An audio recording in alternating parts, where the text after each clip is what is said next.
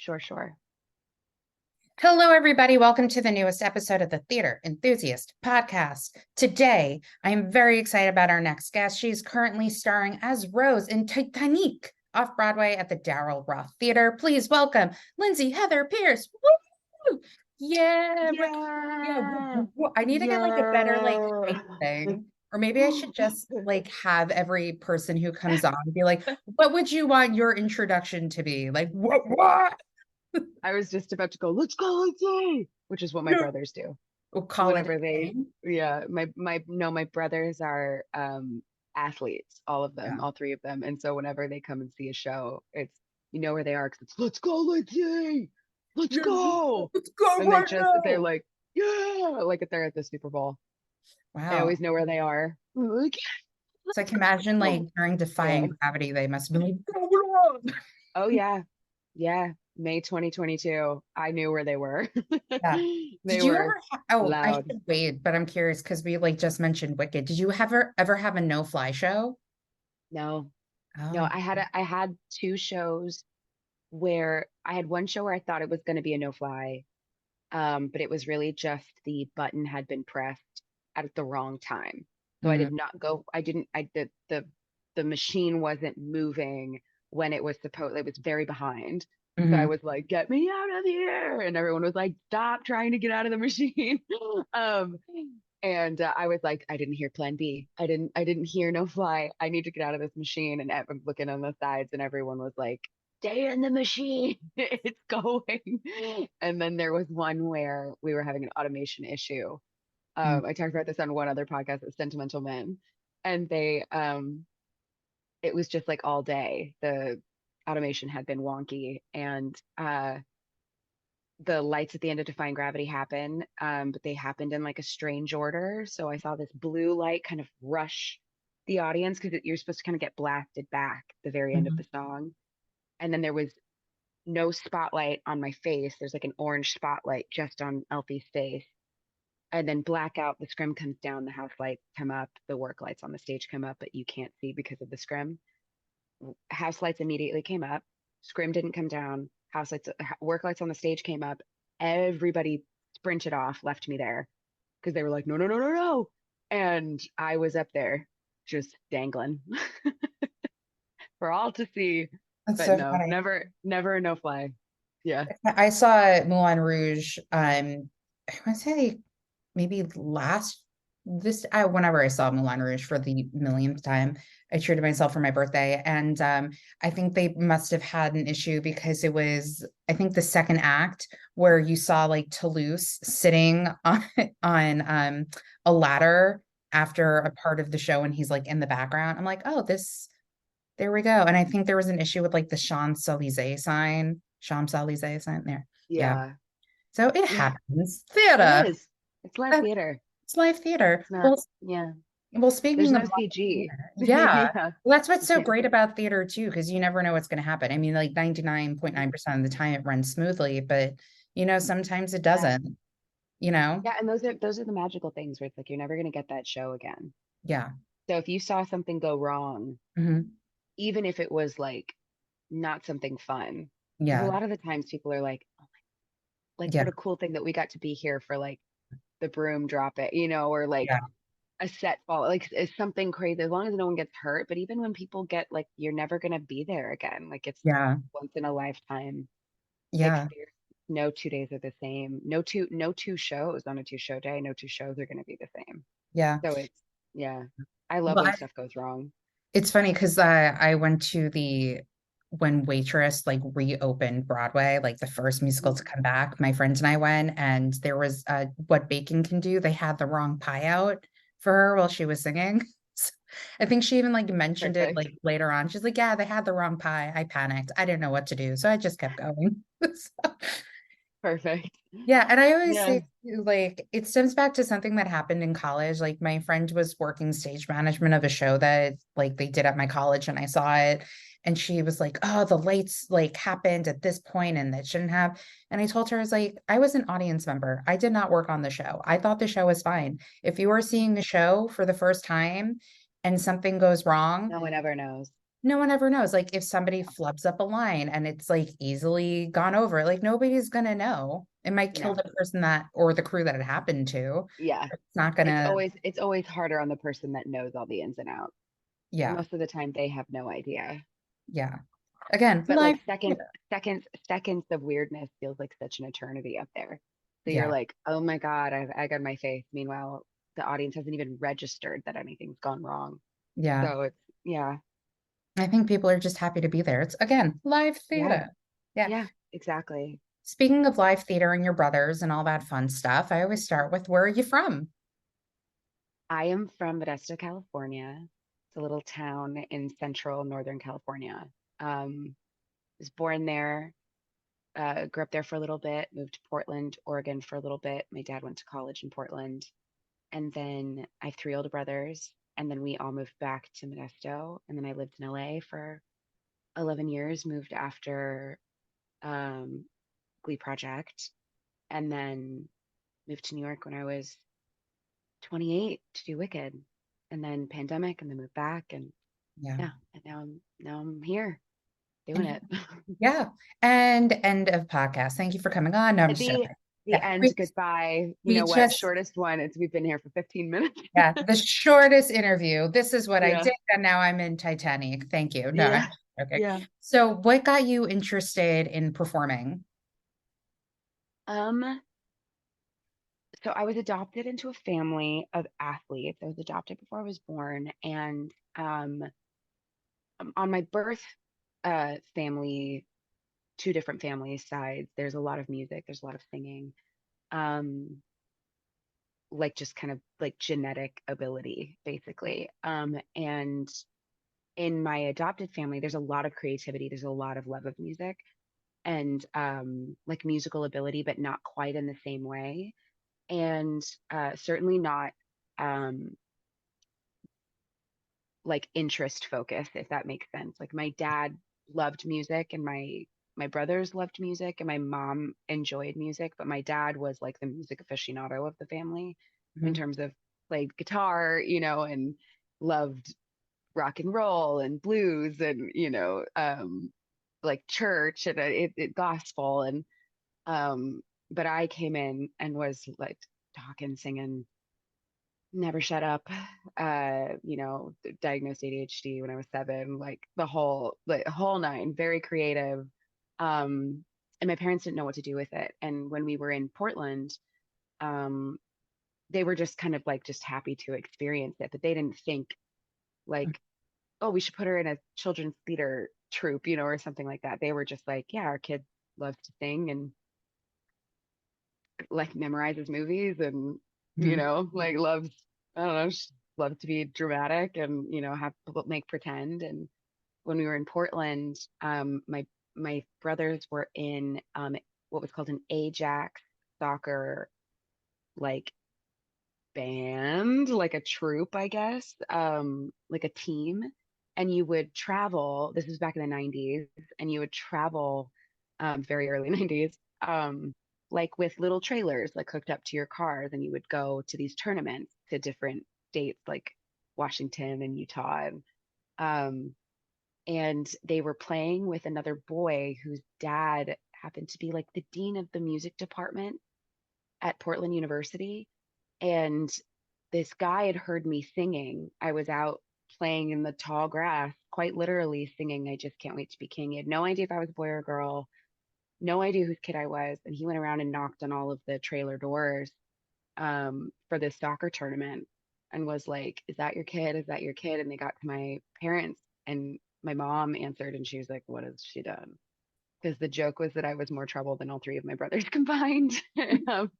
And which I take very seriously, and I'm very proud of that. I just also like to say to the people who are listening, she totally hair flipped when she said that as Yes, well. absolutely, She did tough the talk. the hair flip. Um, So mm, yeah, yeah, and uh, I certainly, my dad called me a force to be reckoned with, and I don't know if that's what I am anymore, but I certainly was when I was that little. I was a handful. And my mom was like, "What has she done?" And he was like, "Your kid has like perfect pitch. I don't have perfect pitch. I have relative pitch." but he was like, she's got perfect pitch. She can really sing. Um, is that your kid? And she's like, yeah, it's my daughter. And he was like, you got to do something with that. Like you have to nurture whatever that is that she has. And I'm very much truncating the story, but it's Mhm. a story that they tell all the time. And all that I remember from any of that time was getting to go to cool places with my brother's different soccer teams and like play by myself. Um, and um, and then there was another story. This is right before we moved away from Portland. It was Christmas time, and all of the kids had gotten a flu. I was in kindergarten, and I do remember this. I remember this like the back of my hand as if it just happened. One of my first memories. And we were doing a Christmas show, and there was some setup where every single kid was holding up a letter that spelled Christmas, like CHRI, et cetera, et cetera. And I think there may be four kids that didn't that weren't sick, and I was one of the kids. And so, we're holding up the letters, and my kindergarten teacher was like, "Does anybody know the H?" I was like, "I do." And so I went, I picked up the H and I said the H. She's like, "Does anybody know the S?" I was like, "I do." And then I did it. And then she was like, "Lindsay, do you know the T?" I was like, "I do." And then when I did the T, and then she was waiting for my mom to come get me because obviously we had nothing else to do. We got out early because there was no one there. And she Yeah. sat me down. She was like, "Lindsay, can you do all of it?" And I just stood up and I recited the whole, I mean, like 5 minute thing. And she was like, "Okay." And called my mom. My mom was like, "What did she do?" And she was like, "Carol, we love Carol. Hi, Carol, if you're listening." She was like, "Carol, this is like your kid's got a memory bank. It's ADHD."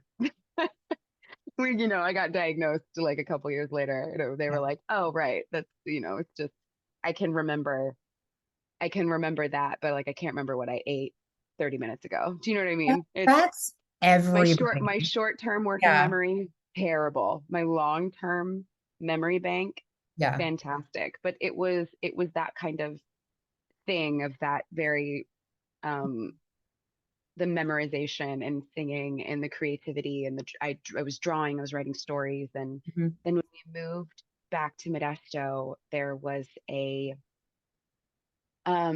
opera house in town called Towns and Opera Players. I think it's still up. And they had a program called Cameratini, Camerata, or Camerines, and then the Camerata, and then the actual like um the players, the actual like repertory players. And it was um a big a big opera house basically, where if you were in the tiny kids or the teen or Mhm. like the young adult programs, you could be in the grown operas, as like, or the big musicals that they were doing, Yeah. the It's like that. repertory musicals. Yeah. Yeah, and that's what I did. I watched these amazing opera artists and perform. And it's how I met Jeremy Stoll, who was in Phantom of the Opera for years and years and years. And he from the same hometown, and there's something in the water in Modesto.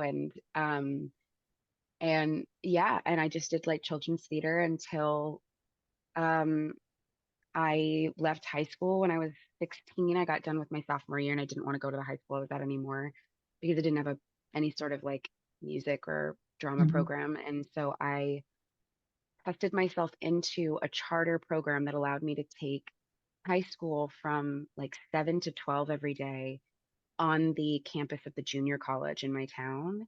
And then from then on, I got special approval from the dean of the junior college to be a full-time college student at the same time, because I wanted to be able to do the musicals and the plays, and I wanted to be able to study drama and Shakespeare, um, and voice. And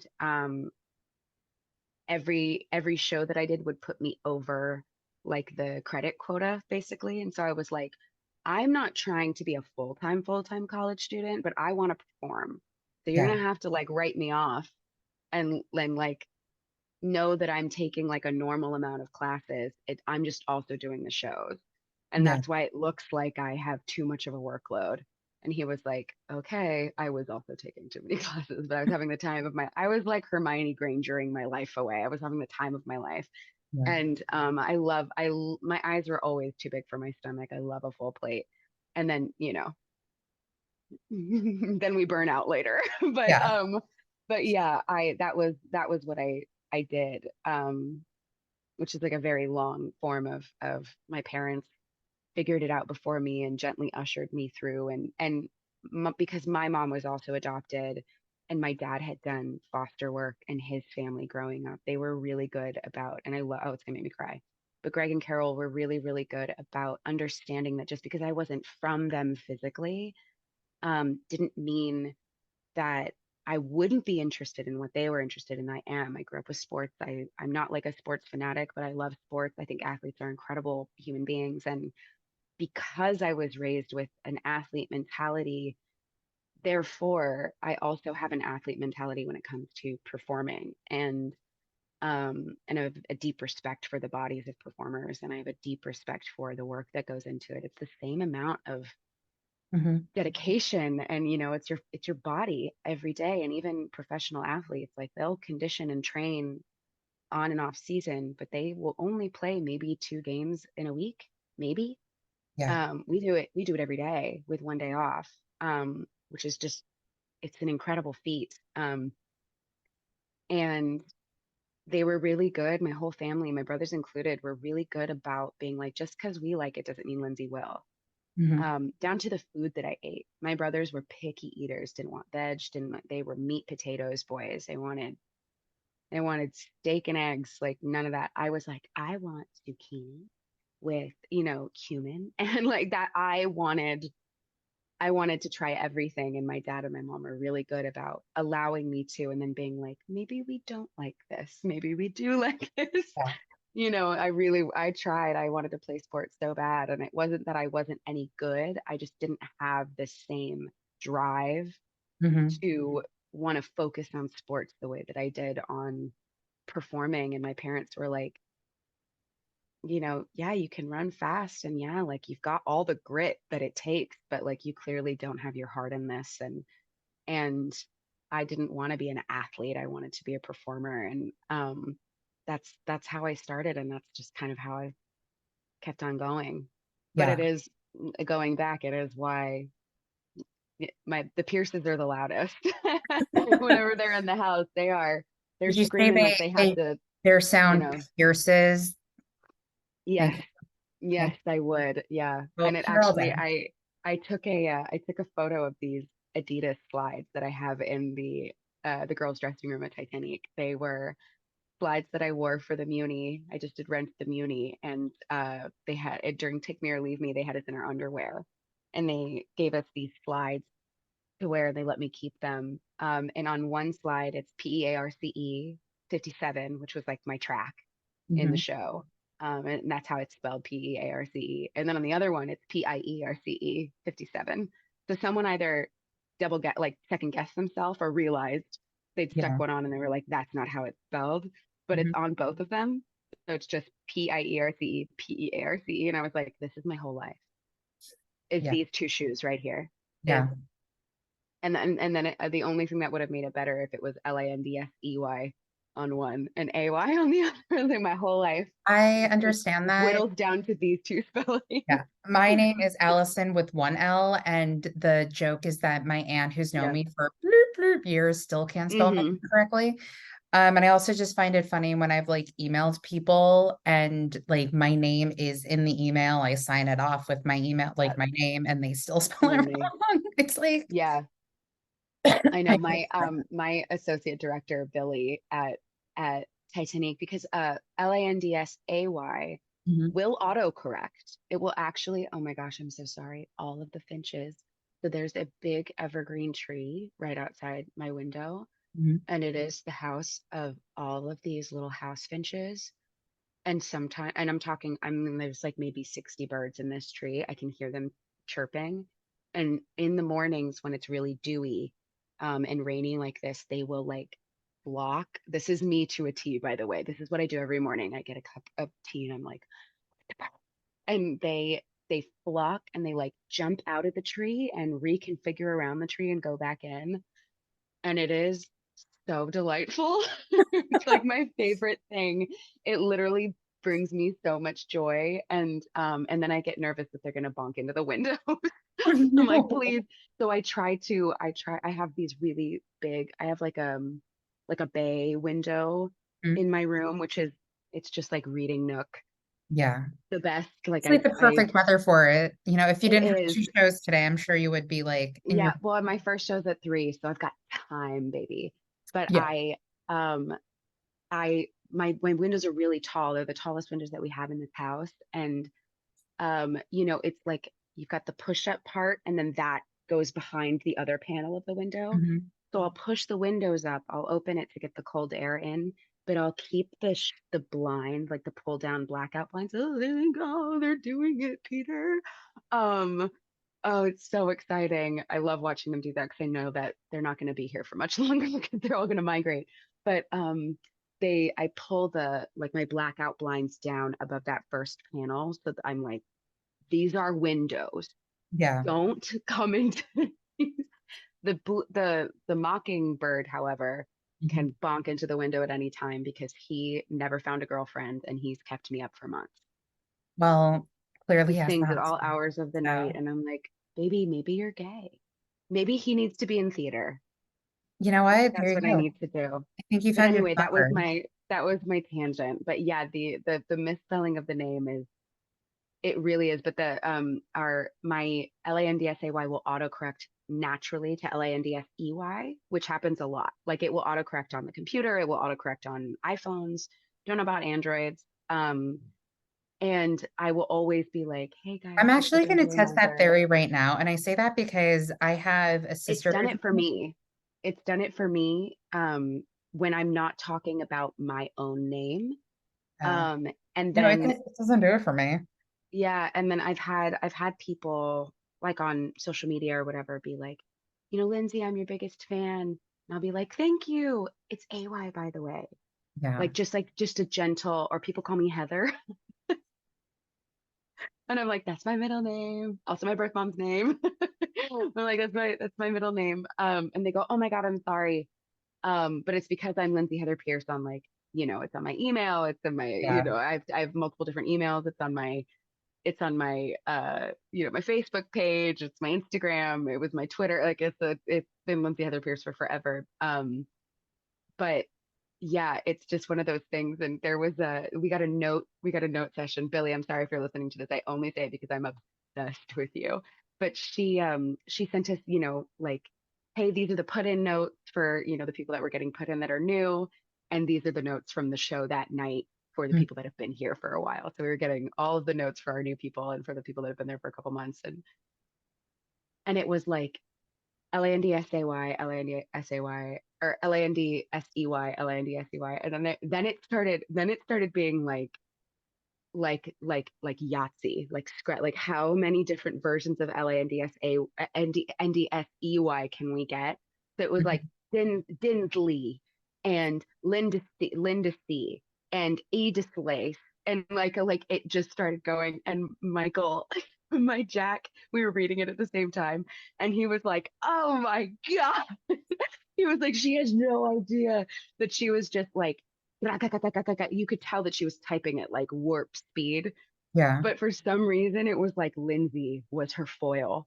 So even the misspelling of that name, it started just like it felt like Tom Riddle in like Chamber of Secrets, like just like I am Lord Voldemort. Like it just felt like everything was like switching around.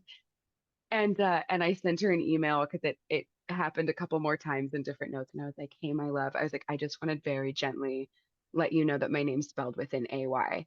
And she was like, oh my God, I am so sorry. I do know this. I swear to you, it just like Yeah. went away. And I was like, oh, I'm not judging it. I'm just letting you know that it is AY. And it means so much to me to have it spelled AY. And like, we are totally good. We're totally fine. It is not, who gives a fuck? It's not the end of the world. Yeah. But, and she was like, oh my God. And I was like, Dinsley will always be in our heart. Dinsley will always have Dinsley, Billy. We'll always have Dinsley. Do you think like Dinsley could Yeah. be, like your drag name? Oh my God, wouldn't that be fantastic? I feel like what's Demi Lovato's like cousin's name? It was like Moot or some Poot Oh, Poop. Lovato, where it Mm, was like them from a different angle and it didn't even look like them, and they were like, "This is Poot." It's like Dinsley, I think might be my Poot, but yeah. Or it could be like your Beyonce Sasha yeah. Fierce. Listen, see, I love the way that you think. You. You were like, let's take this like weird little Yeah. like So like thing and like so turn it when into a positive. so when you like perform on like at Titanique today, you're gonna bring like your Dinsley energy with you on stage Right. tonight. I mean, I'm gonna need it. It's, Yeah. we've all been recovered. We just got the COVID sweep that everyone's gotten, and then RSV is sweeping through adults right now, which is really scary. There was three of us got COVID a couple weeks ago, and then we all got this like mysterious COVID-like thing Mhm. again, like a week Yeah. ago. And we like multiple cast members were out for like 3, 4 days, myself included. Yeah. Yesterday was my first day back in like a handful of days, and I was like, God, what Yeah. is happening to us? And we were like, I Just don't know, but I take work your in vitamins, medical, so I see a lot of people getting tested and getting vaccines and everything now. So, but Yeah, it's also, it's that time of year it's where that time of year. Well, and the weather shifts, and like everyone's allergies are really bad. Mhm, And I'm someone, I don't know about you working in the medical field, but I've always been someone that if my allergies are really bad and I start getting that like histamine response mhm, and then the drip, that not only leaves me like down on the floor immunity wise, but mhm. then it's like, how about like, yes, you have to catch something from like viruses don't just Yeah, like up uh, viral yeah, infections. yeah, Bacterial, I will give myself a bacterial infection from having allergies, and it's so annoying. Like yeah. the amount of times that my doctor will be like, "Yeah, I don't know how, but you have a bacterial and sinus infection. It's clearly not going away." And I was like, "It's allergies." I Yeah, haven't had one of those in a while, but thank God. But yeah, it's yeah, my doctor. We called and I was like, me and this handful of other cast members were like, and I'm yeah, actually glad we're talking about this because health, I think, in the mhm, performance community is so key. yeah, But it's impossible to stay healthy all the time mhm, because of one, the workload, um, access to healthcare. If you have enough weeks to qualify for healthcare in your union, um, if your union's on strike or not. yep. Um, and then which obviously we won't get into, but side eye. Um, You can. I mean, and you don't yeah, I have to mean, at this we moment. almost went on strike while I was on tour with Mean Girls. It's like a whole thing. And you're putting your body in a state of, I want to say like decomp, basically. And to recomposition your body, you don't have a lot of time to do that. And then Yeah. also like have a life outside of your job. Mhm, Um, so work-life balance is really hard, but called my doctor, and it was me and these two other girls specifically that had all the same symptoms. And then one of our other girls had gotten COVID. And we were like, well, we all just had COVID. So we yeah. can't get it again Hmm. unless like we somehow didn't get all of our antibodies, or rare occasion it mutated into something else and we have this Yeah. like mutated version of the thing that we just had, which Mhm, is so rare. That's yeah. so hard to do. And someone was like, well, maybe it's like our body like thinking that we're gonna get sick, so it's responding in that way. And I was like, that's not how that works either though. So let's call this doctor of mine, and called him, and he was like, well, I'm sure you've seen it too, where everyone's coming in to get, it's like the one swab that's flu, COVID, RSV. And he Mhm, was like, 90% of the adults I'm seeing are RSV. And yeah. I was like, if you, Yeah. for those of you who are clearly listening, 'cause we're not gonna, I'm putting up like the get The thee behind cross. me, Satan Yeah. cross fingers. Like Yeah. I was like, I don't have RSV. We don't have RSV. Thankfully, RSV for normalish healthy adults is the same as just like a really shitty Yeah. bronchial, cold, sinusy, Yeah. allergy, really shitty virus. But for young people and older people, Mhm, like babies, the children, Yeah. thankfully they have vaccines for it, but like, and he was like, our immunity's down for stuff like this because we've been masked for the last 3 years. And he was like, and we were so wrapped up in COVID, which we needed to be. Yeah. But now everybody's immunity for all these other things are so low that like adults are getting mono for the first time, Yeah. and they're getting, and everyone's out being able to go on dates and like hang out and go see theater and go see shows and, see their friends and travel. And, we're picking up these diseases a lot harder Yeah. than we were before. And, or these infections, I should say.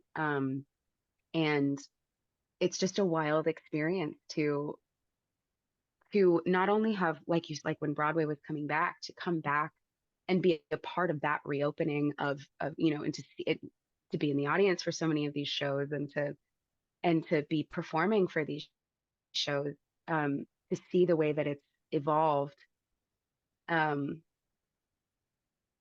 and where I've seen a lot of patience and kindness. Our company's pretty exceptional, I have to say. Shout out to Titanique. They We are not, it's an off-Broadway show. It is a union house. Um, but like off-Broadway doesn't make a ton of money. Mhm. And thankfully the show is so beloved. I don't know if you've seen it, but it's a I beloved haven't. show. I do Oh, need to see please it. come. No, because Oh, I'll like send now that you. I know you, And I you also have Brandon. Brandon, and Yeah. Our pal. I know Jackie Burns because we worked together The during the best. pandemic and she's came The on best. my podcast. And I think she actually lives like, I don't want to say where she lives, but I think I Yeah. know where she lives because my Yeah. sister lives in the same area. So I'm Yeah. always tempted to like just randomly text her, be like, hey, it's been like years Yes. since we spoke, but I Yeah. think I'm But by she'd her. remember. Oh my Oh yeah, God. She'd she be will. like, hello.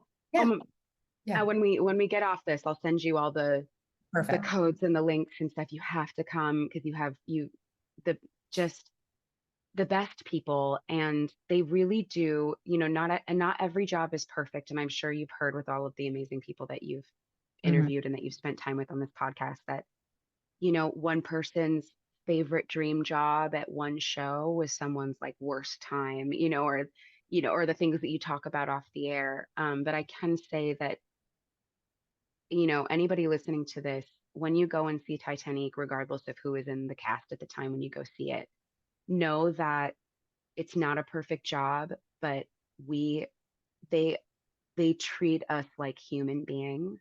Mhm. Um, the people in that building specifically treat us like human beings, and that is more rare than you would think in terms of corporate theater. And it is a I would just balm to like the to say soul. that I have heard stories and I Yes, understand. it is a balm to the soul. And it's beautiful to be a part of something where the the people that are there every day, the Yeah, management, the wardrobe, the crew, the band, everyone, yeah. um, they we're all aware that we're fighting against a system a lot bigger than us, and we're Mhm. taking care of each other. Like there are simply things that like just can't be worked around, like Yeah, just because of the yeah, Broadway League and the actors. There's just things that we simply can't yeah, work around. But the way in which they take care of their people, knowing that this is a lot of people's first union job, or that this is the first union job that they've had this year. So they might not be able to afford or even qualify for health care. So they have a doctor that specifically works with Titanic, not me specifically, but like with Titanic, that if you are injured or sick at the show or something is happening where it is hindering you from being able to do your job, they will get you on a telehealth call and budget it and take care of it. And you are just responsible for like any of the follow up, medicate, whatever it is. Um, and even if it's like this medication's going to put me out for 200, they're like, okay, let us go to like our purser and see what we yeah, can do. Like it is, and that's again, it's not, it every single day is different and it's not a perfect job, but to go in and know that even emotionally, they're mhm, like, okay, let's listen to how you're feeling first. What can we do to help you? Every yes, single time I've messaged with company management, every single time that I've messaged with stage management, it's let me know if there's anything I can do for you, even if it's crazy. Like, let me know if there's anything I can do for you.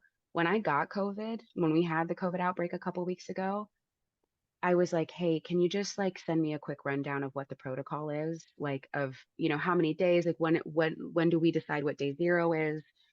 How long do I need to be out? When do I need to test every day? The like Yeah. if I still have symptoms and I'm testing negative, do I still sit like what are we doing?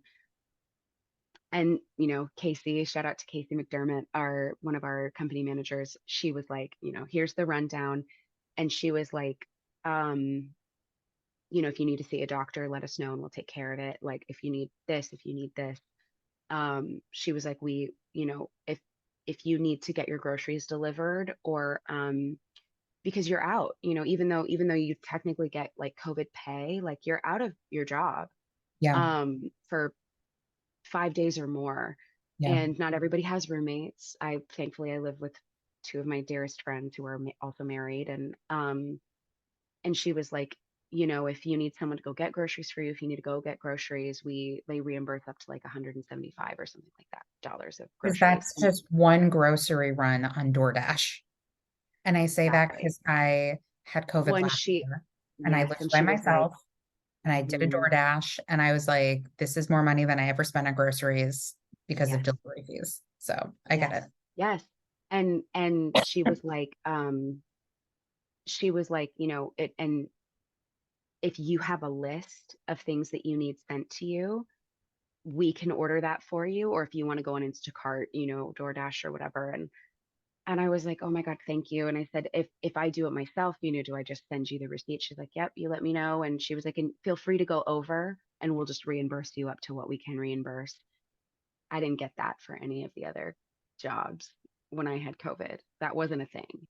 And Yeah. it wasn't like, and not because those jobs like were like, fuck you guys, not at all. It's just the way in which the industry is moving and the way in which I'm seeing certain workplaces, and bad and good, or for better or for worse, the way that I'm seeing these places begin to evolve, um, it makes me really hopeful for putting the people before the profit. Yeah. Um, and yeah, and I really appreciate that as a performer, because um, we've been through a lot, right? Yeah. Like I think if we hadn't gone through this really harrowing experience as a collective globally, Yeah. um, it might still be that like, get a shot of steroids in your butt cheek and get going and get on your merry way. But and even Mary Beth Abel, legendary Mary Beth Abel, stage manager over at the Gershwin, she was like, when I got injured at Wicked, she was like, you have one body. You have Hmm. one body. And this, you cannot, like, you are not even into your 30s. You cannot hurt yourself. It was like, you have one body. And Lisa LaGuio, our amazing associate director, said the same thing. She was like, I got injured when I did this show and I was on the road and I didn't, I'm not going to tell her story without her being here, but she was like, I didn't take the time that I needed, and I don't have a lot of regrets in life, but I really wish that I had done that. So you got to do what you got to do. Yeah. Um, and even though, there were days where it didn't feel like that in certain jobs, it just being made to feel like a human being. I mean, theater is, like we were saying earlier, it's live theater. Hmm. Human beings are going to drop props and they're going to forget a costume piece and they're going to trip and they're going to forget their lines and they're going to have to work around. They're going to miss their entrances. It's, if you were to stop and look at, like Shakespeare says, all the world's a stage and all the men and women are Really. merely players. It's, if you like, especially here in New York, the tri-state area, you Yeah. stop, you stop anywhere in Hell's Kitchen Midtown and you press yourself up against a wall and you observe, baby, the play is rife. Yeah. It is a it is a moment. Like we are having, everyone is in their own little play, and it literally is real life, and that's the beauty of theater is you go in and you're like, ah, there we are. We're all sitting together. We're all dreaming this dream. We're breathing in the same cadence. I don't know if you've ever seen about those studies where people go and see a show and everyone's heartbeat starts to sync. Mhm. Everyone's like rhythm starts to sync. Everyone starts to kind of breathe at the same pace, and it's like collective regulating. And it's an amazing thing. There was a guy that came to Wicked reopening, and I remember this tweet going out, and I think I took a screenshot, and if I find it, I'll email it to you. But he said that his Apple Watch at one point was like, your heart rate is way too high. Wow. It was like at the beginning of the show when like Lindsay was coming down, Jenna Claire, it's good to see me, isn't it? It was like your heart rate's too high. Like, are you going into like, are you having a heart attack? Yeah. And he was like, I'm fine, I'm fine. And then at the end of Defying Gravity, his watch was like, the sound is way too loud. Where like it was like the decibel of sound that you are hearing is too loud, like danger. Yeah. Multiple times his watch was like, you're in danger. You know what's so funny? Like, But I imagine think if that's an that guy amazing thing. like went with his partner or someone who just like loves theater and he was just like, oh, I hate theater. And so he can just be like, my Apple Watch told me seeing theater could kill me. Just like Yeah. imagine if that was a thing. Do you know how hardcore we are? Yeah, like we're so hardcore, like we could kill you. I will like you I know? used to do merch at shows and I was working a show once where a guy there was like an incident. I think somebody like had a heart attack or passed out or something like Mm-hmm. towards the end of the show and they had to pull them out. The ambulance came all within like 10 minutes before the show ended. And Yeah. like the show ended Yeah. and people just came out. You wouldn't have known something happened. Yeah. Unless Crazy. there's like a show stop, it's always kind of like, well, Yeah. it's I know. And theater, I'm it's just like life. I think it was the Golden, yeah, it was the Golden Theater. And I was just standing out in the hallway. I was like, who wants to buy a t-shirt? Hey, this is crazy. Hopefully that person's all right. Yeah. And I think they ended up Yeah. being fine. I don't think I've ever heard of someone like, at least in my experience, like dying. I will say, like, the Yeah. best story I ever heard, which is like also terrible. They did a play on Broadway called Grace with Michael Shannon Mm, and Eisner, hmm. and Paul Rudd. And the company I worked for had the show, and the person working there, I'm like, of course this happened when they were working. They would have Of this course. amazing story to tell. Yeah. Somebody vomited from the mezzanine down to the orchestra. Slay. Yeah, and I think and Slay. You I can't think see me, Paul Rudd listeners, but was I yeah. covered my face. I think Paul Rudd Oh. actually like told this story on one of the talk shows, and he was like, "Yeah, Michael Shannon just like looked out into the audience and like gave a stare. People were quiet, but I think they had to like give out free shirts or something. But it's like that's horrible, but kind of I mean, it is a collective, it is, we are a community. yeah. I mean, I've also like seen shows where people are just like so drunk. I saw like Spring Awakening once where somebody in the audience was just so So drunk drunk. they had to take them out. And that was like, this is how old I am. Original Broadway cast of Spring Yeah. Awakening. Yeah. My best friend was Lauren Pritchard's replacement. Oh He wow. was there. Yeah. Oh my Emma God. Henson. Yeah. I Yeah. worked with her too during the pandemic. She's great. Yeah. She's the best. She'll be here soon. She'll be here. She'll be doing Oh yeah, shout you out guys to are this doing the whenever this show comes out in together, June. right? Yeah. Well, I'm just there for a night. So there's a Well, show called let's Exorcistic. talk about it since we're Yeah, talking about why you and not? your I mean, career. I was gonna Yeah. say this is, what's up next. I'm just gonna be there for one, maybe two nights, um, on a Monday because those are my only days off. But there's a show called Exorcistic that my friend Michael Shaw Fisher wrote. He's a genius. He's in LA, Shakespeare like professor, genius, and he took this idea of The Exorcist, the movie, and that people are doing the show, The Mhm. Exorcist, and it's like a play within a play, very meta, Yeah. um, very much like very Shakespearean, Yeah. actually, very Hamlet. Mhm. Um, and the girl that's playing the daughter, Mhm. the girl that gets possessed is Emma. Emma is playing the girl that gets possessed. She's playing the actor who plays the girl that gets possessed. I feel And then like she gets replaced by a so Broadway diva. So ah, she gets replaced by a Broadway diva who is a different walk-on cameo role pretty much every day. and I'll be Mhm. doing it for their opening, maybe for another one. We're not quite sure yet because I am working and I have Yeah. to be careful. But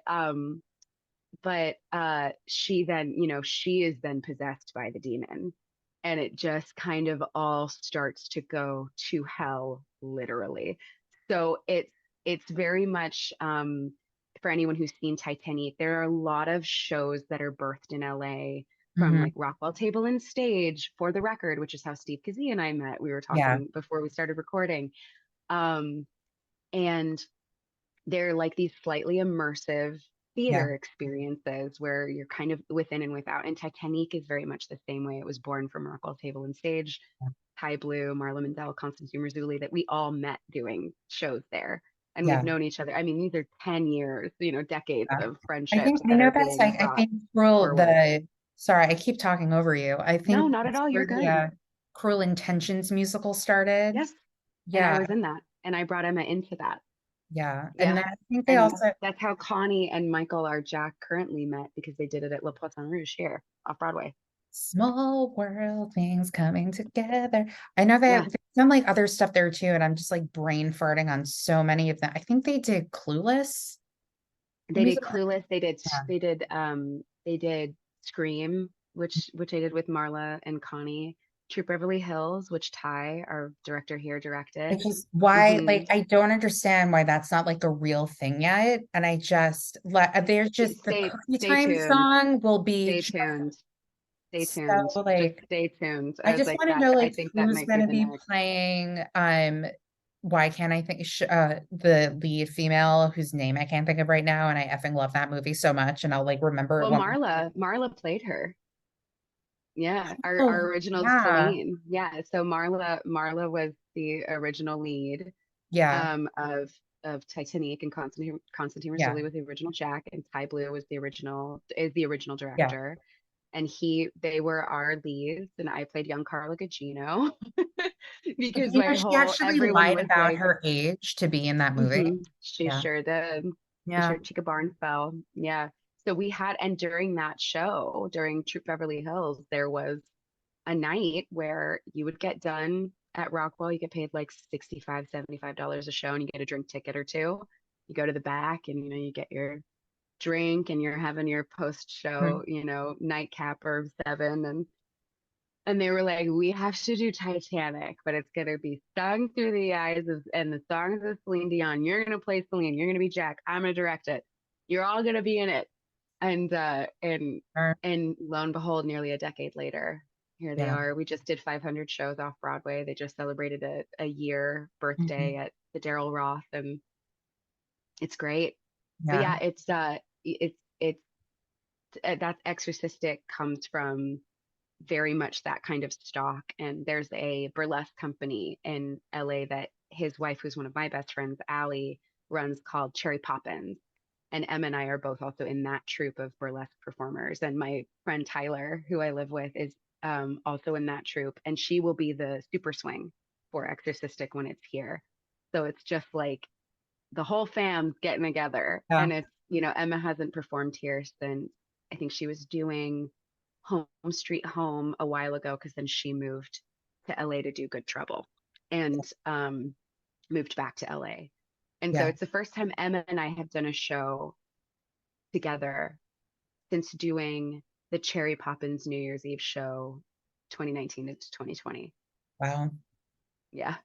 It's So I'm like, excited. yeah. I was like, I just want to scream in my best friend's face. I just love her. Yeah. Yeah. When does that start? And that's for like the Halloween season, but Yeah, October 8th through I think the 23rd, I think sorry. is no, you're fine, girl. I'm coughing too. Yeah. I'm so grateful that you decided to say yes to 10:30-ish, or like sometime this morning, because I was like, getting to chat with you is going to let me know how Okay. these two shows are going to go. So you're getting me ready for the steam. Yeah. You're getting me ready for the yoga. You're You're getting me ready for Dishley. a I can't t-shirt even remember day. your drag name now. Dis Lindsay? Dinsley, Dinsley. Dinsley, Yeah. dyslexic. Dishley. That's the new one. Dinsley. That Yeah. literally I'm just does. gonna call you It really Dishley is. now because that's what I know. Dishley. Yeah. Dishley. Hey girl, No, Dishley. I did get told that a great drag name would be um Jean Jacquet, which is just jean jacket with a French accent. I I know. remember And I this was like, show. Yeah, I was like, that might be, because I haven't come up with a burlesque name yet. So maybe we can we'll put our heads together, you and I. yeah. We'll come up with I something. I go by Pejame sometimes. I really don't. It's been years, but I heard this comic. He was saying that, he like met this woman who named their son Pejame. And because they're like, I walked into a department store and I saw the name Pejame. And I said to them, pajamas. So the joke was they named their child pajamas, but they pronounce it Pejame.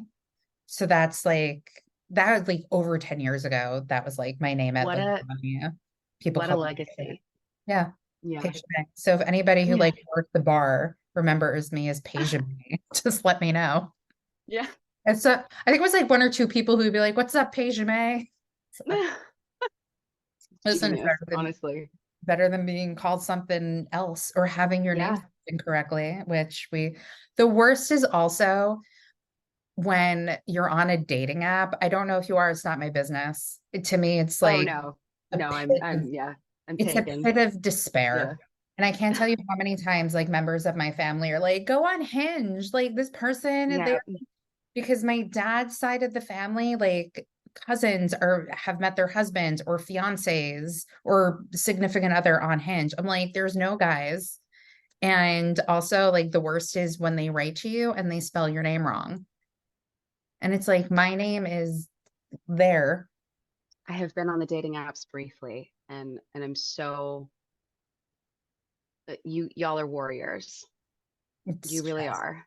I think at It's this just, point, I just want to meet cute at the Metropolitan Museum of Art. That's all I want. Like, I don't ask for much. honey, And and that's the what I thing want. is you can have them. Yeah. You can have them. They do exist. It They just do. like my It's coworker yeah. met somebody at a meet cute. I was like, how dare you? But yeah, no, it's just like the worst. And then you just go, hey, you spelt my name wrong. And then sometimes they get like very defensive, Oh yeah. or sometimes they'll just be like, oh shit, I'm sorry. Like it really just depends on how like you also write to them. I'll just be like, you spelt my name wrong. And then Hmm. they'll act however they act. Well, just like try. Yeah. Mistakes are mistakes, but like Exactly. try. Also, don't come in hot wrong. You know what I mean? Yeah. If you're And gonna come also in hot, don't be wrong. yeah. Also, like, don't get insulted if I'm not giving out my phone number right away because I've been catfished before and no, thank you. So, Yeah, the internet's crazy. yeah, So spooky out there. every time I get something, I'll like message my friend who's married and I'll be like, aren't you happy you're married and you don't have to deal with crazy guys? Like, Yeah, what? truly, Anyway, so that truly. enough about my non-existent love life. Let's talk about you. So, like, we've gone through an array of many different things, and I usually go over Mhm. people's careers, but you've done a lot of regional work, which is great. And then you had this competition reality show, which brought you onto a TV show, which is actually, which I'm sure you know now, is getting like a rebirth of knowledge to people because it's on streaming services. And it's funny because when I went to see Funny Girl, there was this girl next to me who had to be like high school who was like, oh my God, that's Rachel Berry on stage. So there's Yeah, like this whole new generation who's introduced to this show. yeah. Because of that show, do you think that helped you with getting some roles regionally, a little bit notoriety? Oh yeah.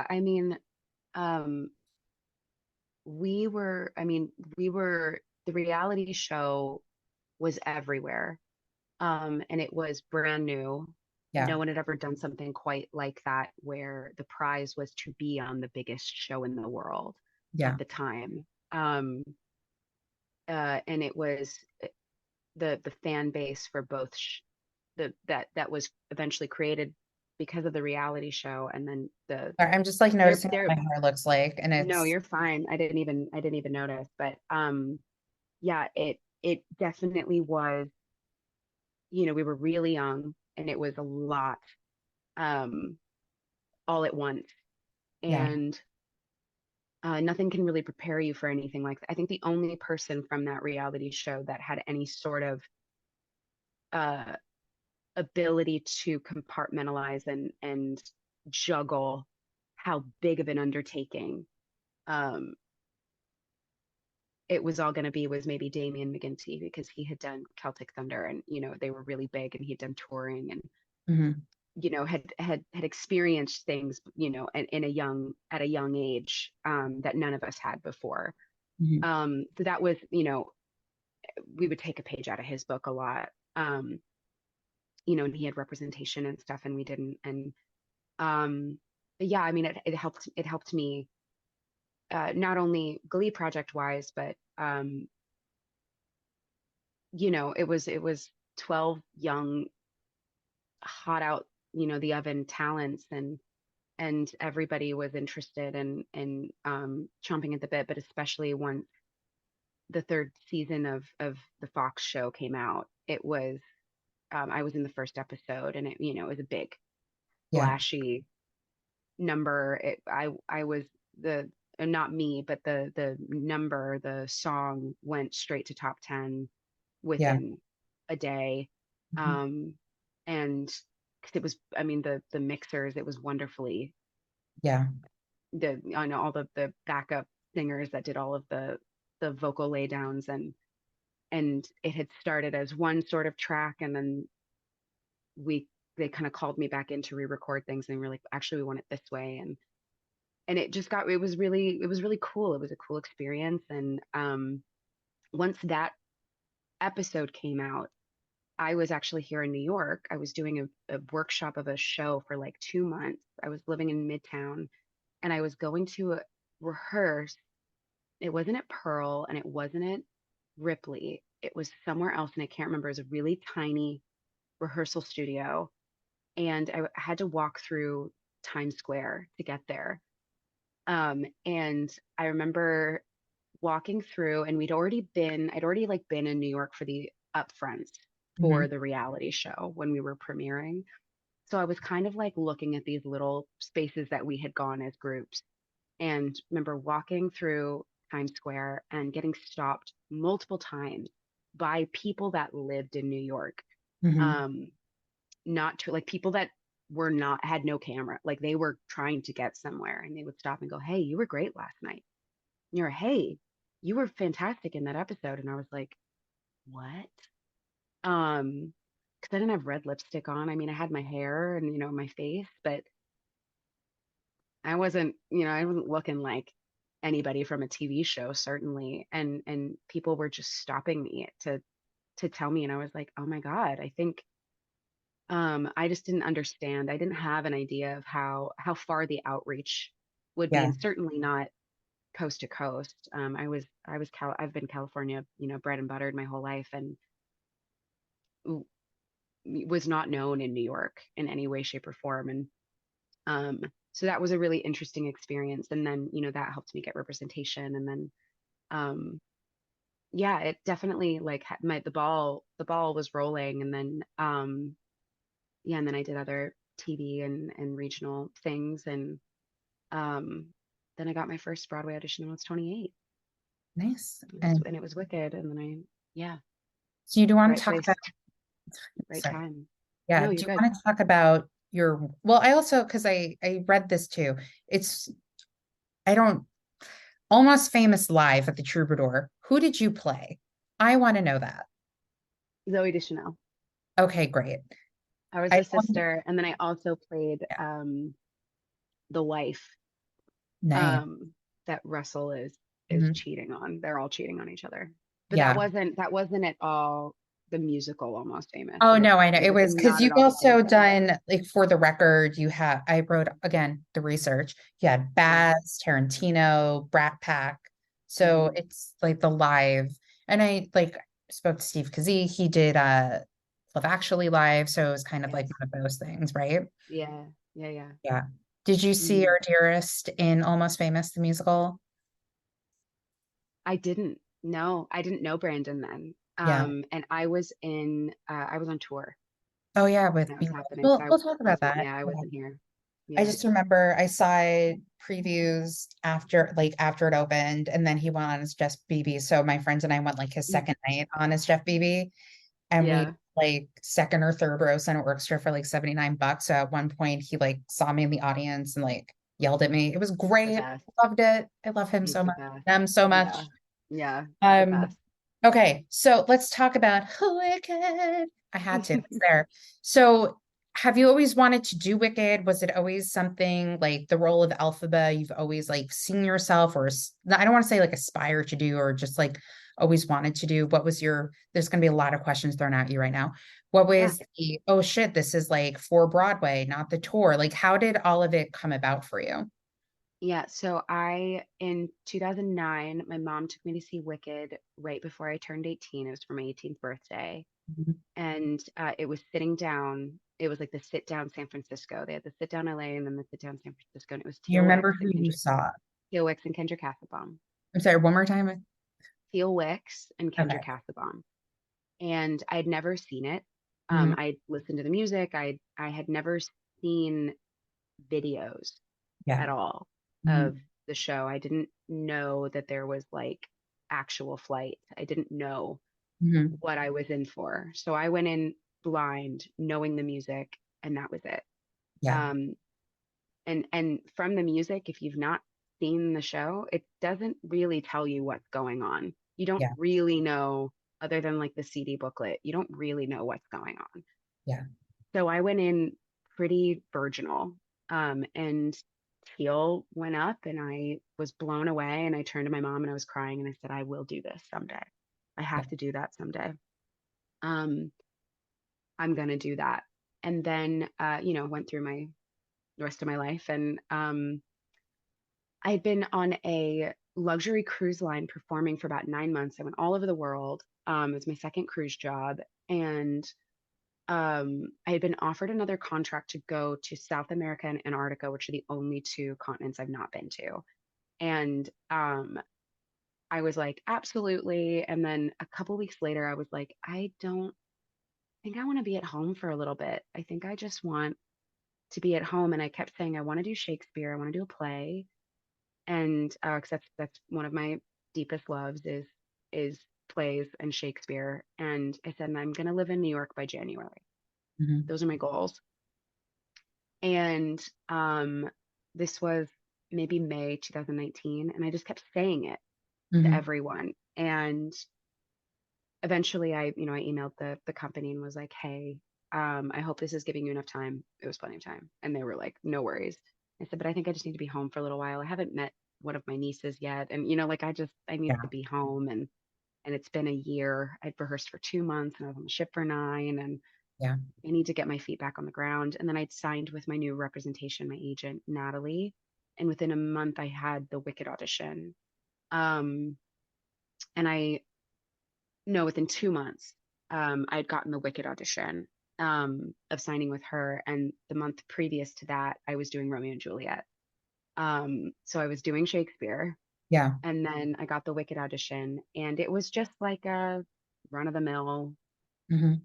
possible replacements, Yeah. possible covers, cataloging. And I said, I just don't want to go in there and get laughed out of the room or have them immediately throw anything away. So as long as I go in and Do what you be need to do. decent, Yeah. yeah, I didn't want, I no, nowhere in my mind was I like, maybe I could be the standby or maybe I could, Yeah. be the pink beret. Never. And then as I was leaving the first one, Craig Burns, the casting director at Chelsea for Wicked, was like, come back tomorrow. Um, are you available tomorrow? Can you come back? And then as I was leaving the callback with Lisa Laguio and Dan Michike, I remember her going, "How tall are you really?" Because I'm 5'4" and 3/4, like truly, like on the dot, Me 5'4" and three too. quarters. But they ask you to wear a long skirt and Oh, heels the three in the quarters audition. thing to me is so important because Well, I always say because sick. I am 5'5". Like if Ugh. we're being real, I'm 5'5". Like once you put a sneaker on me, I'm 5'5". But I always just say I'm 5'5", and she goes, "How tall are you really?" And I said, "Well, I'm 5'4" and 3/4". Yeah. And she was like, "Oh, she's honest." And then I didn't hear anything back. And then there was like a week or so had gone by, and I was at home for Thanksgiving, and I got a call on the weekend from my agent, which is rare because it's Yeah. a holiday weekend and It's a weekend. uh, it's Yeah. it's a weekend. It's not the work week doesn't really happen over the weekends. And um, she was like, they need you to go in again.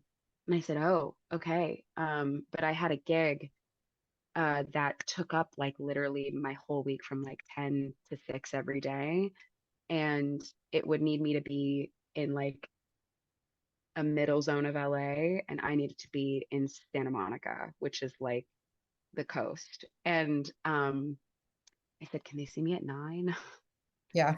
You know, if I can even sing it at 9 in the morning. And I went into the Telsey office in Wilshire and sang everything until Kingdom Come over and over. And they just kept saying, let's do it again. You're almost warm. Like it's 9 in the morning. Mhm. And did all the scenes. And I remember they would stop me and restart me. And they were like, we just really want you to have a good audition. And it wasn't because it was going badly.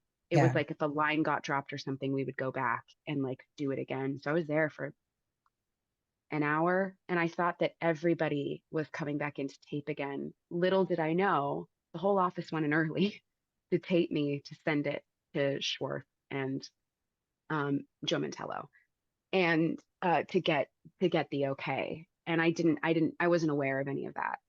Um, and I didn't hear anything. And I thought, of course, I thought I'd gone terribly. And I was like, you know, they're never gonna talk to me ever again. And then on January 2nd, they called me and uh my agent was like, how do you feel about moving to New York to play Elphaba and Wicked on Broadway? And I was like, Like I'm getting emotional for you right now. So yeah. but it wasn't even, I was like, what are you saying to me? Mhm. That doesn't happen. Yeah. And that doesn't mean I'm not like, that doesn't happen. So I must have been amazed. It just doesn't happen that way. It's usually you're on tour or you start as a standby. And it doesn't mean that anybody else's journey isn't as incredible, you know, or that I like somehow like rigged the system or surpassed. You know, it just, I think it was like right place at the right time and what they were looking for.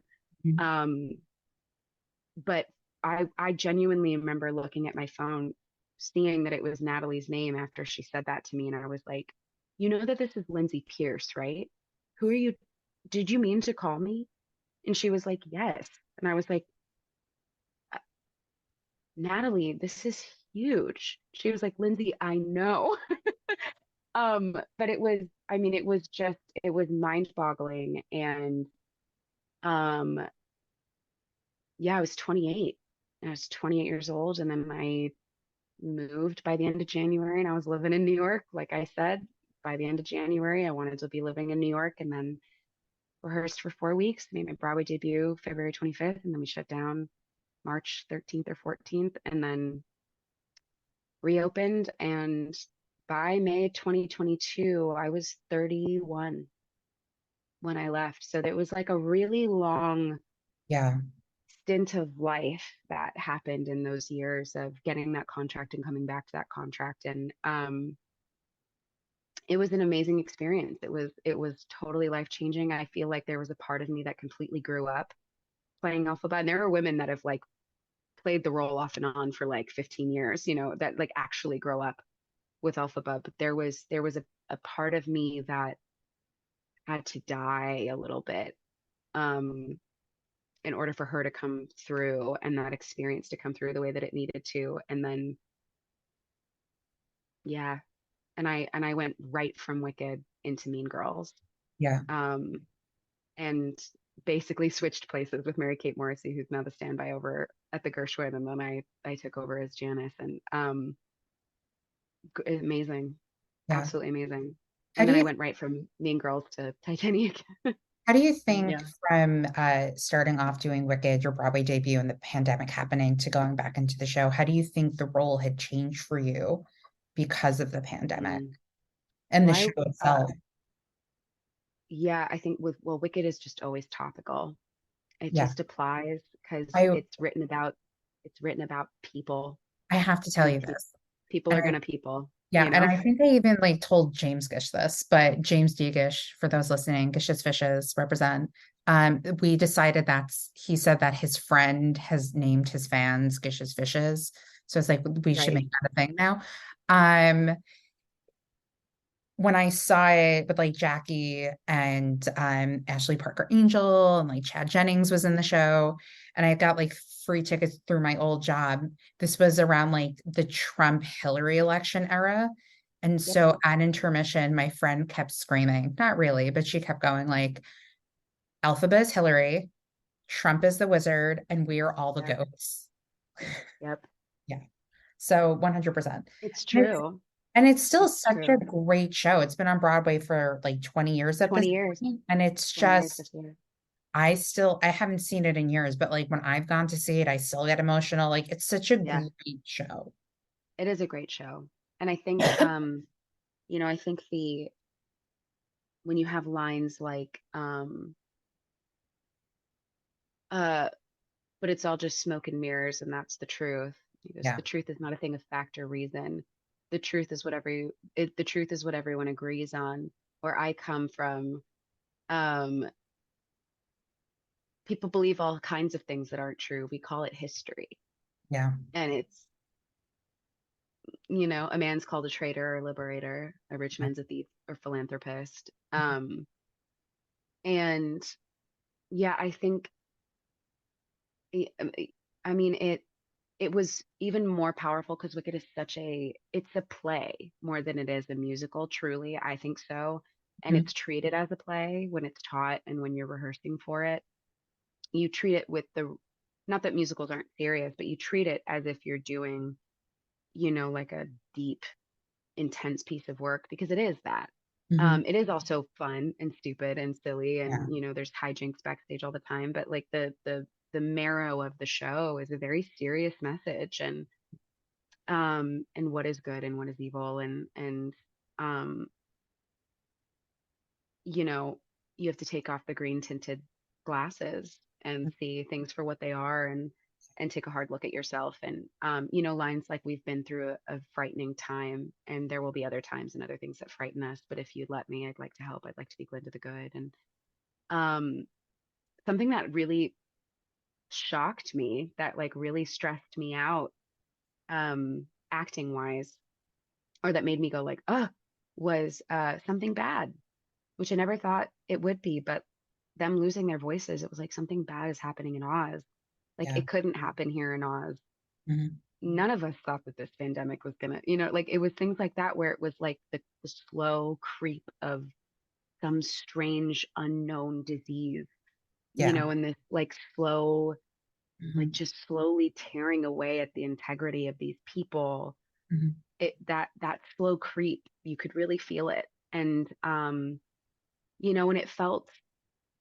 it just felt great. It felt great to do it again. And who I was had very much changed from 28 to 30 when I came back. I turned 29 and 30 during the pandemic, and I had gone through, a lot of life, and I'd gone through a lot of difficult decision making and growth. And I played Elphaba with a completely broken heart the entire time. I went into Elphaba without a broken heart, and I went back to Elphaba with a completely shattered heart and personal life in shambles. And that made it all the more easy to give myself to the process, and then also made it harder. Yeah. Reopening a show with a shattered personal life is hard. It's very hard, and not a lot of people knew that it was happening, except for the people that were closest in the process. Because there would be moments where I would just, during a break, have to walk away and just feel the feelings, and then come back out. And thank God for my therapist, Tim. We love Tim. But it was, yeah, I mean, it was a crucible. And then, yeah, then I was rehearsing my last week there. Whole time I was rehearsing for Mean Girls during the day, and then I do Wicked at night. And then at the last show, May 22nd, 3 p.m., 2022, flew the next day. My first Janis show was May 31st. Wow. And yeah, Yeah. and it was So it was amazing. was your Wicked contract coming to an end? So that's why you were seeking out other things. So how Yeah, did so Mean we Girls we materialize? all knew, yeah, Yeah. we all knew that that was going to be like a big kind of principal cast changeover. Mhm. It just, yeah, it just came down the pipeline. They were looking for replacements for the tour, and I was auditioning for two other shows on top of that one, and um, it it was quick and dirty. I'd gone in for one audition, I did one callback, and then got the call the next like 3 days, maybe after that final callback, that not even 3 days, I think it was the next day, Yeah. that um that they were going to make it work because they needed somebody by April 30th, which was my birthday. And my contract with Wicked didn't end until May 22nd. And um so they called MK and was like, "Are you willing to extend up until this point, until, this replacement comes in?" And she was like, "Yeah, 100%." And Yeah. then she found out it was me and she was like, "Yes." um and which was really, it was nice to kind of have that Yeah. another Elphaba, kind of crossover. Yeah. Um and my Fiero was one of her best friends, and one of my Glindas was her best friend, and it felt lovely. It felt right to have Yeah. that kind of the ships in the night kind of thing happen. And yeah, I mean, it was that fast. I think it was, I found out in March, like maybe second week of March was when I'd known for a while that I was going to go do tours. So I had time to kind of like slowly pack my life up and Yeah. figure out what that was going to look like. And it's always a relief to know that there's something else Yeah. coming. But there was just no time in between. So I kind of like tour, I grew so much in tour because I like kind of had to take this like brokenhearted, healing, uh, getting much better Mhm. woman into this next experience.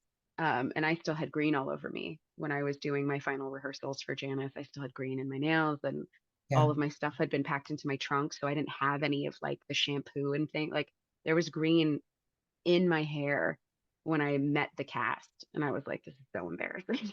Oh, they must Sorry. be like, oh my And God, like, Elphaba. and they were like, this girl literally just came from New York. Like they were so like proud and Yeah. excited. And meanwhile, I was like, I'm so sorry, you guys. I Like, would be I'm like not trying. more that I was way on the embarrassed. plane as I would be like meeting my cast because I like was if it's so a group of embarrassed. actors, they would know. Like whatever, it is what it is. But that's Yeah, just I was just like, please know that I'm not like, you see where I just came from. Like, not at all. I was like, I'm sorry. And they lost my baggage as well. So like had nothing. And yeah.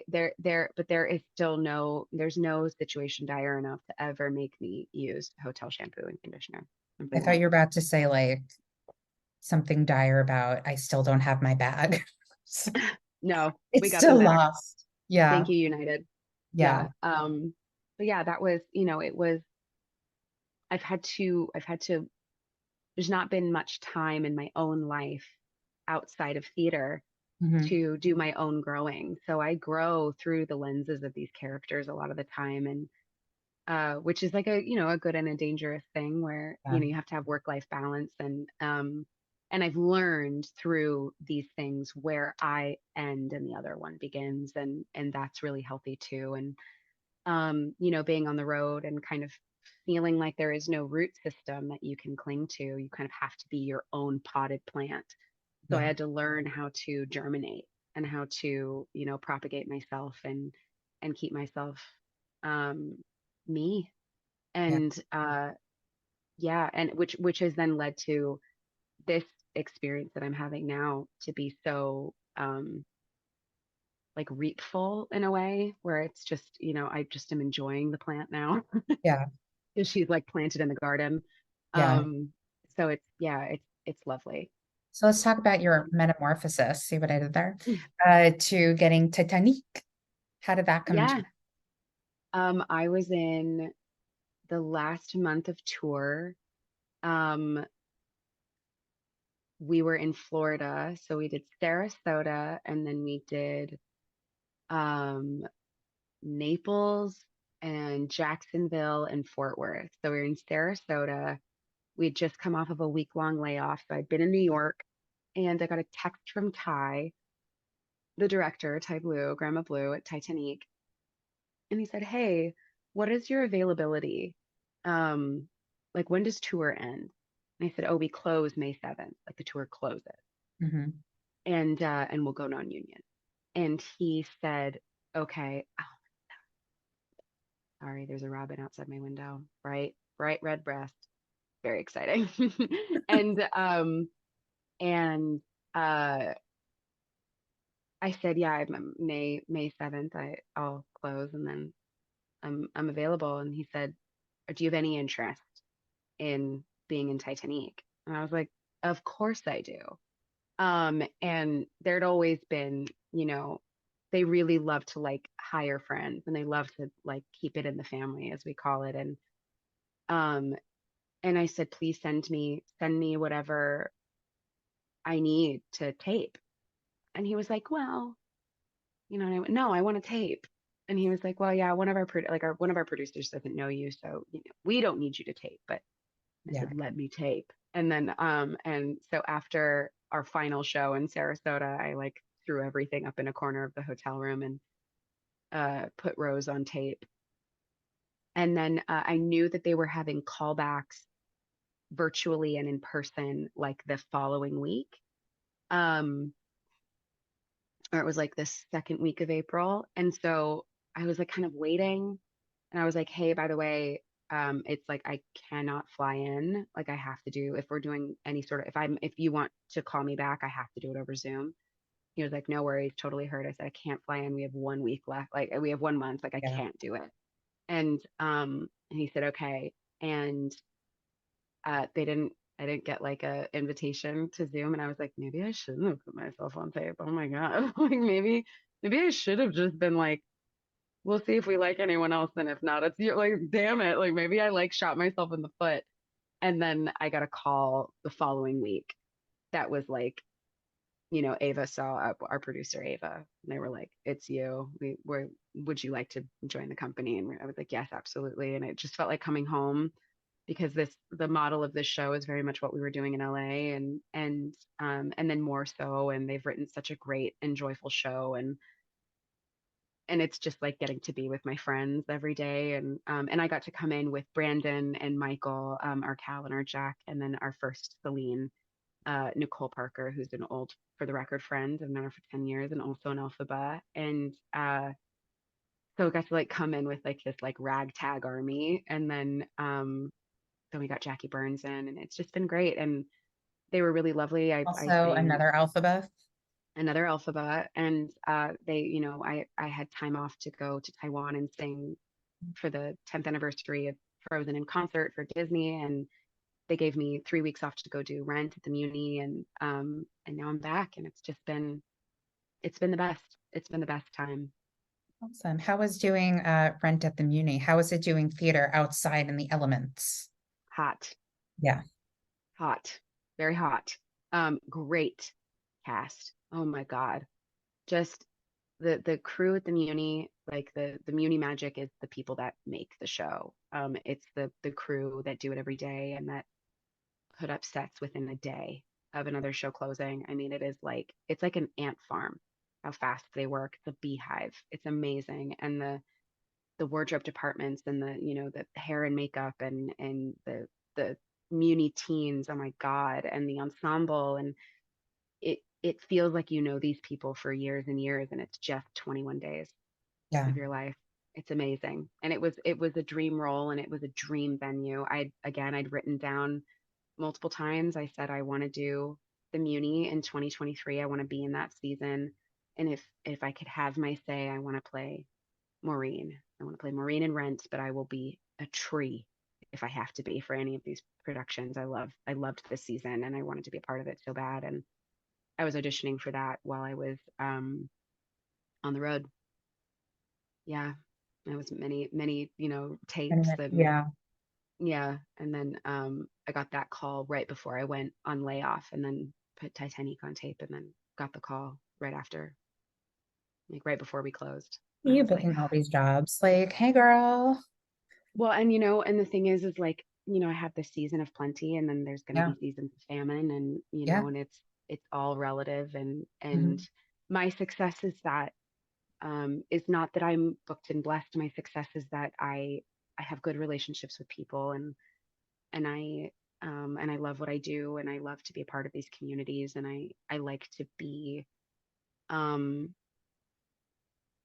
I like to be a part of these experiences and make these experiences not only good for the people in the seats, but good for the people that are making the experience happen. And um, yeah, it's just been great, and I'm grateful for it, and I love my job, and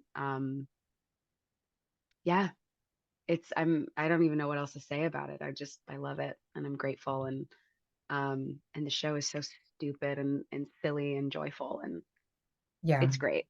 Yeah. It's So just you a great also thing. teach through like Broadway Plus and all of those things too, correct? Hmm. So I know you just So, mentioned like you like to make it good for yourself and the people you work with. So when you're teaching your students, what are some of the important lessons that you try to give them with them mm, wanting to pursue a career in this industry? um, every individual is different, but the main theme that I've seen in the last couple years is self-talk and um incoming data messages that aren't necessarily their own opinions about themselves, but offhanded comments or something they heard, or some sort of like core belief that got implanted however long ago. A lot of performing, yes, is ability. Yeah, it's talent. Yeah, it's, what you have and what you grow from that. But a lot of it is mental. A lot of it's emotional. I know if I'm not in a good place physically, mentally, emotionally, like I can't sing. Hmm. It just simply won't come out. It'll certainly be a lot harder than it needs to be, because we're kinetic beings, and we're really attached. The body holds the score, and we're really attached to our physical selves. And when you're told something over and over again, your brain doesn't know that it's not true. It takes things in and processes it and stores it away for another time, unless you have something in place to kind of filter, Hmm. um, the grub, so that you can just enjoy the gold. And um, that's kind of what I like to emphasize when I'm working with young people and people my age is when now, why did you say that? What did you create that about yourself? When did that start? Not like psychoanalyzing these people, Yeah. but like, did you hear what you just said? Why are we saying this? And where's that coming from? And um, we can treat symptoms all we want, but if you don't get to the root source of Mhm. something, whether it's, well, I can't sing high, or Mhm. I'm too fat, what do you mean? Too Yeah. fat for what? What is Yeah. that? Too old, too skinny, too brown, too gay, no, no. But it is also a lot of conversation. It's a lot of the time it's just holding space for people. Yeah. If they get anxious, or if they cry, or if they get frustrated, and not being like, whenever you're ready, Mhm. snap, snap, Yeah. snap, get it together. It's okay. Let's take a breath. How can I make you feel safe? What's making you feel unsafe? Let's Mhm. talk about it. Um, and always reminding, like, I am not a therapist. I'm not a life coach. I have no degrees. I'm not, I'm just here to help. Yeah. Um, and um, yeah, it's just a lot of like making people feel safe and not dread going to a lesson. And Mhm. a lot of the times they just need nurturing, and a lot of the times people just need love, and they just need someone to go, I know you can do it. Yeah. So, like, until you have faith in yourself, let me have faith in you. Mhm. I'll pull until you can pull. And then they do. It's kind of amazing what people can achieve when someone believes in them. Yeah. So it's a lot of that. It's a lot of that. And it's a great thing to be a part of, and some of the most amazing things are watching like breakthroughs happen, not because of me, but because you just like help them clear things out of the way, and then they run through and they're like, oh my god, I could do it the whole time. You're like, yes, yeah, the whole time, all you, boo boo, whole time, nothing to do with me. You just needed someone to be like, go to your left. It's like The you had door's to on like your left. pierce them, The you know, like, keys on the yeah, ground. go my Yeah, student. yeah, that's it. Yeah, the That's Pierce it. energy. Hmm. There's Pierce. Again, that's my new name for you because I can't remember the other one. So you did study Shakespeare and you said you played Juliet. Is there any other like Shakespeare roles that you want to play? Because I know that because like again, in my research, You mentioned that you played like other Shakespearean heroines before, so I'm curious to know because I like Shakespeare, but I blame Joseph Fiennes for that for a movie that I'm not going to name because of the strike. Uh, Yeah. but I was in London, I'll go back so badly, back in June, and I toured the Globe because I'm Yeah. such a history nerd also. But I've never seen Same. a show at the Globe, but I've seen Globe productions, and I love like old Shakespeare. I just want to Yeah. see production like in the Elizabethan clothing like somewhere in New York. And the closest I Yeah. got, I well, I know. mean, I saw the Globe productions in New York, but I mean, like, if a place in New York is doing it that is not Shakespeare Globe related, that's what I want to Hmm. see. And that's my own personal, like, Yeah. annoyance to people, I guess. But I think the No, closest I I'm got the to, same. yeah, I think the closest I got to seeing, like, period appropriate was Richard III last summer. Hmm. Yeah. But anyway, Yeah. enough about like me convelling about Shakespeare. But for you, what would you want to do? I love I've played Lady Mac, I've played Juliet twice, I've played Hermia, and I have tattoos for all of these characters. I would really love to play Desdemona. I would love to play Ophelia. Um, um, I would love to play Mercutio someday. I Mhm. really love Mercutio. Um, I just I love that character. I have been to the Globe and I got to see Winter's Tale there a couple years ago, in 2018. And it was just so good. It's just so rich. And Shakespeare's not the end all be all, but he wrote shows for the people. Yeah. And he wrote shows in the spirit of what theater is. And he's not the only one that did. He's Yeah. just one of the most well known. And I really love what he does with characters, and he really got kind of the melancholy of the human soul Mm. down, Yeah. and and the humor of the human soul down. And so I think those are some roles I would really love to do, let alone the sea. um yeah, I Desdemona, I love Ophelia, just love the language. I would love to play the witches, um in some form or another. I love the witches in Macbeth. There were times when I was playing Lady Macbeth where I was like, man, I really kind of want to be a witch. But I loved Lady Macbeth too. I loved her complexity, and I love Juliet so much. I mean, she's so hardcore. She stabs herself. You know what I mean? Like, Do fucking you think stabs herself. She's Romeo and so Juliet hardcore. is the Mm. greatest love story of all time? No, Okay, I don't either. So I just like no, I'm not just at all. curious. No, the point of the show is, I mean, and the reason why Shakespeare wrote her so young is that it's supposed to be so tragic. Yeah. It's supposed to be exactly what it is, which is like they they really believed it. And Mhm. like maybe if they'd been given the grace of time, Yeah. maybe it would have worked out. But Mhm. like they really believed in this, and these were two kids that Mhm. one knew a little more than the other, and one was very sheltered, and yet so aware of herself, and yet way too young to Mhm. even be thinking about marrying County Paris, let alone, Yeah. going through what she goes through. And for a 14-year-old to be so steadfast in what she thinks, and even challenging a boy who's a little more worldly and a little more, wise to the ways Mhm. of the world than she is, to challenge him and be like, I see right through you, pal. Yeah. Not the moon, the inconstant moon, that monthly changes in her circled orb list that I love, prove likewise variable. Like, it's amazing. And I would love to do Much Ado. I Yeah. love Much Ado. I love Taming of the Shrew. It come on, just the best. And yeah, I love them. I love all those shows, all those plays.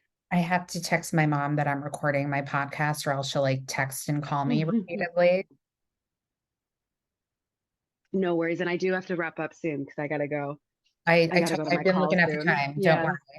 Yeah. Uh, so would you ever want to do like Shakespeare in the Park? Oh yeah. Yeah. Shakespeare, anywhere, anytime. Sign me up. So other That's than the the Shakespeare, dream. Yeah. Any, aside from like the Shakespeare roles that we talked about, what other dream roles or projects would you want to do? I would love to originate something. Um, a lot of the stuff that I want to do is when I would need to be a little bit older. I'd love to play Francesca in Bridges of Madison County. Um, I would love I would love to, play Rose and Gypsy. Um, yeah, I'm trying to think with Sunset Boulevard. Like a lot of a lot of the roles that I really I would love to play Madame Morrible. There's just a lot of roles that are older that I have no business even thinking about trying to play right now. But Well, they're doing yeah, Sunset Boulevard right now in London with I Nicole Scherzinger, know. and apparently I they know like it. I've aged got her friends in down that to show. 40. Oh, wow. Hmm. Yeah. People were like freaking out because they already like released the photos that she's covered in blood at the end of the show. So everyone's like, why, what? So yeah. London's really good at taking a show and turning it on its head. And Mhm. we need to stop being purists about what theater is, and I what think it it isn't. also depends on the director too, because I Yeah, saw and you don't that, have to. It's yeah, someone's least favorite version of a production is someone else's favorite. It's all relative. yeah, It's art is subjective. hmm, It's subjective. yeah, Like someone's favorite Elphaba is someone's least favorite. You know what I mean? Like who yeah, cares? yeah. But yeah, There's it's shows that I don't like, and people are like, "Oh my God, I can't." It's like I love the musical once, and there are people I out love there that who musical. That's a kind of dream aren't. show. Yeah, I love that show. I mean, I cried when I spoke to Steve Kazee about it because I'm that person, but yeah, I love that musical and I love Great Comet and Light in the Piazza is also my other favorite. Those are like my top three. But Yeah, I love those shows doesn't mean that the next person's gonna like them and so on. So I agree, like theater yeah, is all subjective. And when I used to be a concierge, I would tell people just because I don't like the show and you're talking to me about it does not mean that you are not going to like it. yeah, yeah. And that's okay. Yeah. And that's the beautiful thing and then you find things that you do like that's in common, or you find the joy in the dissonance. Yeah. It's that's that is just as human as the human experience. That's the Yeah. kind of the best part is we all like different things. Yeah. And then something that haven't heard of is something that's your favorite, and then maybe it'll be my favorite, and it's just the best. Being alive is a really amazing miracle and a privilege. I agree. I think you and I are going to be friends because we have some like, yeah, I agree. It's great. So other than these like grand dame roles, are there like anything else like originating grand dames, anything else? Once I would love to play girl.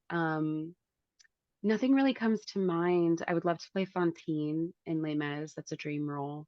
Um, but yeah, like Mrs. Lovett, I would either need to be in like a younger-esque version of the show or wait. Um, yeah, any good old Sondheim. I'd love to play Dot, Sunny in the Park. Company, anybody in Company.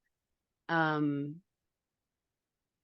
but yeah, no, I mean, I've been really grateful to across all the years. I've been really grateful to be in shows that I really want to be in Yeah. and play roles that I really want to tackle. And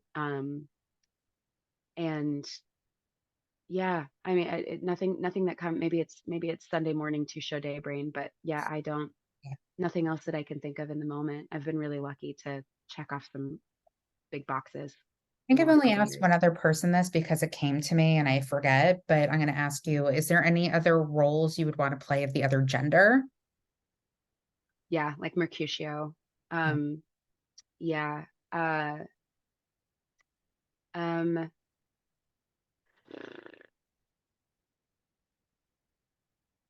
um, I saw a production of Macbeth once where the Lady Mac and Macbeth were switched genders, and that was amazing. I was like, I want to play Macbeth. I want to play Macbeth.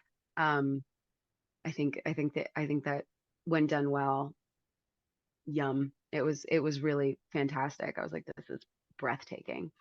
Um, yeah, nothing that I can think of, not at the top of my head. Um,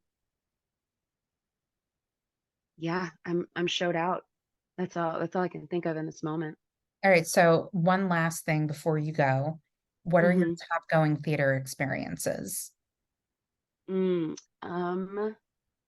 getting to see my friend John Krause finally debut as Orpheus at Hadestown. That was amazing because everyone showed up. We knew he was going to go on. We all got to go, and it was just like you could hear a pin drop. It was so breathtaking, and he was just so in. You would never know that he'd never done it in front of an audience ever. It was just so amazing, and I got to see the reopening of Phantom, and that was really cool. Um, and to be a part of, I mean, Wicked reopening, that was unbelievable. Yeah. Uh, it was amazing to be there. And when people tell me that they were there, I was like, wasn't that crazy? I love, I'm like, how'd you feel? Tell me everything. Wasn't that the craziest experience? Yeah. Like I talk as if I was in the audience. Yeah. um, but yeah, that was a really special moment to be with everyone again in the theater and to just give it away, give it away, give it away, give it away. Um, Rent at the Muni, getting to do Over the Moon during a lightning storm and watch the lightning happening behind the audience. That was really cool. I was like, when am I ever going to have this happen again? Like my hair was literally like, it was wild. It was awesome. Um, closing a tour, closing a Broadway national tour. That was really special, and getting to be with those people and knowing we would all never be in the room again. My closing night or my closing show at Wicked, getting to say things like, "We can never come back to Oz, can we?" to Sam Gravett, and like getting to walk off into the unknown. Just really amazing things and shows that I've been lucky enough to see, and um, yeah, really cool stuff. Really cool stuff. Um, yeah, just good shit, you know? Yeah. There's some good shit out Good there, you shit. guys. Speaking of Yeah. good shit, go see our podcast guest. So like I gotta talk to my microphone as Rose and Titanique playing at the Dower. Titanique, I can't even say, now I have a French accent. The Dower Theater. the Del Roth Theater. Yeah. Is that how Celine would say it? See it at the Yeah, Dower I think Theater? so. Yeah. Go friends. Yeah. Yeah. Yeah, girlfriends, there's a clip I saw on Instagram of like this guy listening to Celine Dion sing Cabaret. And it is Oh the way yeah. she said tables, I'm obsessed with. She's It's like, so good. table. Yeah, it's So great. good. So Quebec. Yeah. So Quebec. Yeah. Okay. Well, thank you so much for coming on. Thank Uh, you for having me. of course. So go, go, go, go, go. See you, Titanic. Bye, everyone. Thanks for listening. Goodbye.